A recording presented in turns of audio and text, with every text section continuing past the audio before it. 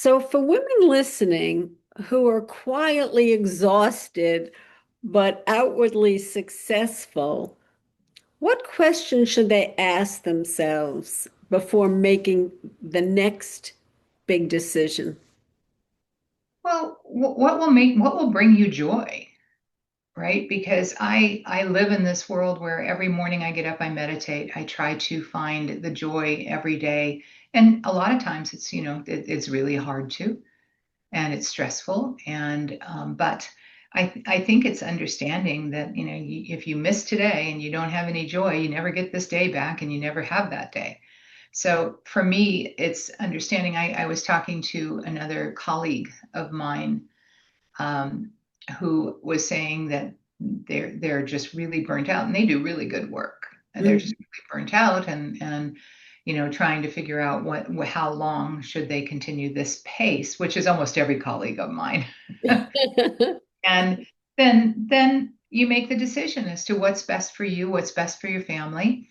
But it is hard. I'm part of Fortune's Most Powerful Women, and they had one session where they had three women that were incredibly powerful and ran massive companies, and all ended up out by their boards.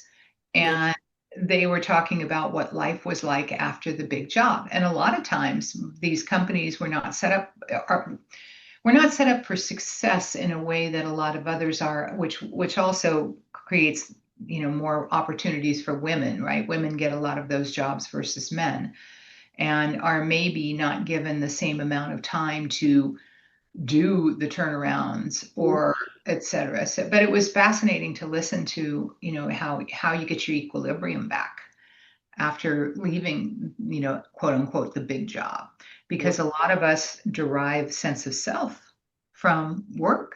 Right. And you know that, Marlene. I mean, and when you decide that you're going to make a change or you're not going to do this anymore, how do you show up, or how do you feel good about yourself? And I think you have to look at all of the accomplishments that you've made and all the people that you've helped along the way. And that really is what your accomplishments are.